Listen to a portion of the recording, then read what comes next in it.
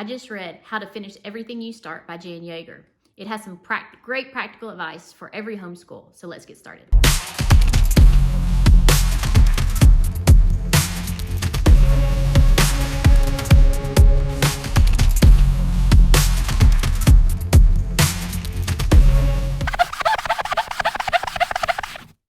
Once we've homeschooled for a little bit, I admit even our family who finished successfully had all kinds of things that were unfinished.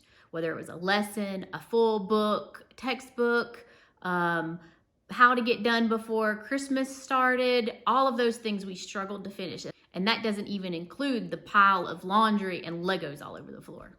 This book gives us all kinds of practical advice to finish all of those unfinished projects in your house. That includes lessons, the laundry, all of those things. So here's some key takeaways. First thing I learned is we have to get real about why we're not finishing our things. She gives us 22 reasons that we don't finish things. That's a lot. And it's too much for me to put in this video. So if you are interested in that, down at the bottom, I have a resource. Click the link and I'll give you those 22 reasons. Once we figure out why, then we can figure out how to fix it. We can make a plan. Number 2, she gives us 3 great acrostics to help us understand what we need to finish, set goals, and set priorities. Here they are. The first one is finish, all right? So we're going to focus on one priority or task, ignore interruptions or distractions. Now is the time, not later or tomorrow.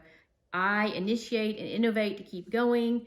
S, stay on course. And H, hail finishing with a celebration. So how does this apply to our homeschool situation? So F is focus on one priority or task, okay? So our one priority task, if our goal is to get all of our lessons done in one day, then that's gonna be our one goal or task, get them done.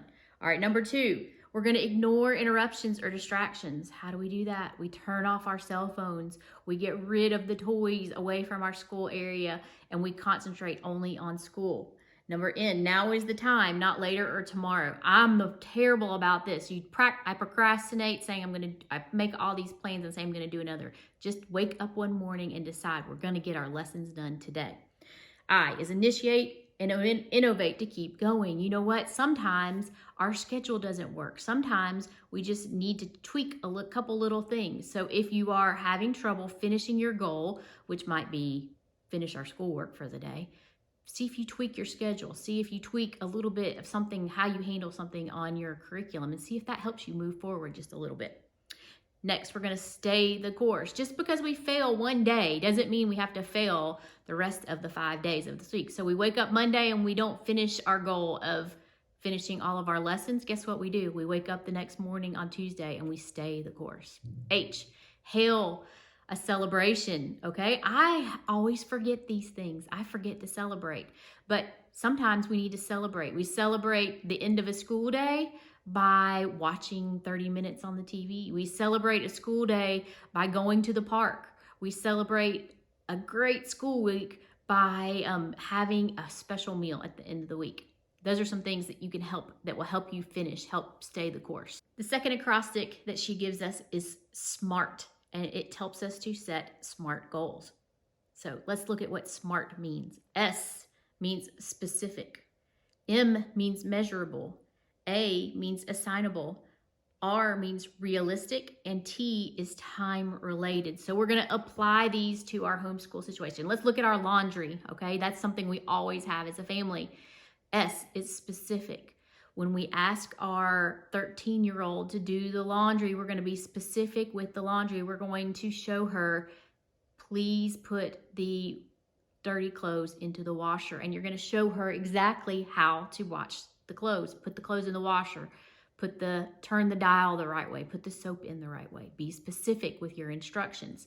Number 2, M is measurable, okay? So we are going to give qualifications. So we know that the laundry is done because the laundry is done. So we're going to say, hey, I want you to do the laundry. Your job is to only put the clothes in the washer. Maybe we assign it to someone else. So that's number A, is assignable, right? So if we try to do every single thing in the house, that's one of the reasons why things don't get done, is we try to do too much. So we're going to delegate to someone else. And if a task or a goal is assignable, then that means anyone in the house can do it. Number 3 is R, which is realistic, okay? So if we're looking at, we have a 2-year-old, a 3-year-old, a 4-year-old, they can match socks, and that's a great life lesson as well. But they're not going to fold the towels, because you've asked them to fold the towels, they're not going to do it the way you want to. So we look at age appropriateness in the family, in the laundry of what we do, realistic, and realistic time-wise as well. So if you're asking your kids to do a chore or a task like the laundry, we need to give them a little bit of time. And that's what T is for, time related. So we're going to say, hey, you are on Tuesday, you are to fold the clothes. By the time we go to bed, all of the clean clothes need to be put away. And when we set these SMART goals, they are measurable, they're time related, and they're more likely to get done. The last acrostic she gets us is action, all right? Action helps us set priorities, makes us know what is important and what's not. Action means this: A, assess, C, control, T, target, I, innovate, O, organize, and N, now. All right, so I'm going to apply this acrostic to our Christmas situation. If you've homeschooled for more than a couple years, you know this weird time between Thanksgiving and Christmas just gets really busy, and it's easy for us to push along our schoolwork, to procrastinate it, or just to kind of commingle it all. So if we apply this word action in setting priorities, it'll help us finish and reach our goal maybe for the end of the year so that we can start the new year fresh. All right, first one is to assess. About the 3rd year that I started homeschooling, I realized that this was a kind of a crazy time. So instead of trying to always make it crazy, I calmed the chaos by adding a couple weeks at the beginning of the year. I assessed the situation and I worked towards making a change. I looked at the reason that things weren't working. Next one is control.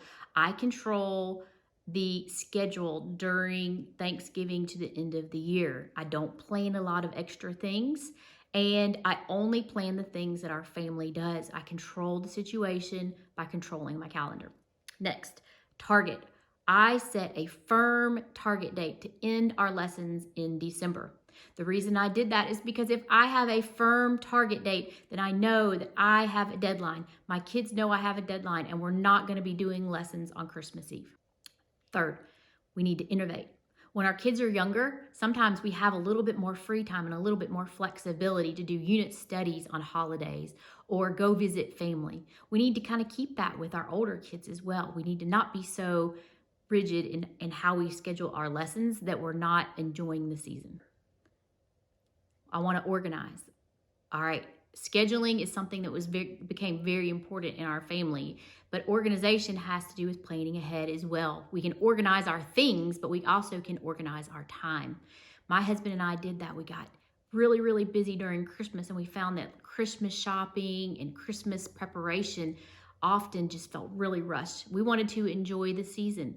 So we scheduled our Christmas shopping time in November. We celebrated our birthday. We organized around our regular times. All right, now means now. We start right now. All right, these are the things that you know that you can start right now. So if you're thinking about making Christmas a less chaotic time, right now is the time to plan it. So those were the 3 biggest practical tips, and you got a little bonus in there with the 3 acrostics. But here are my 5 takeaways from the book. Number 1, we have to identify why we're procrastinating or why we're not finishing a task. If we don't identify why, then we can't apply a solution, and then we can't get it done. Number 2, we have to be smart about using our power of no. When we say yes to everything, we make nothing important, and therefore we can't set our priorities and we won't get it done. Number 3, sometimes our goals change, and then it's okay to not get it done. Setting priorities is the most important thing in getting things done. Once you figure out what is important, then you can figure out why you're not getting it done, because there may be just a practical reason, and we will work towards getting it finished.